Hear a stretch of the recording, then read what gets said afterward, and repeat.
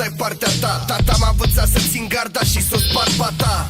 În plus îi mulțumesc lui Dumnezeu că în viața mea n-am fost tentat să bag daba. Am avut tovarăși care au suferit ca niște câini și în 2002 sătui de nevoie au plecat dintre noi cu seringi înfipte în mâini.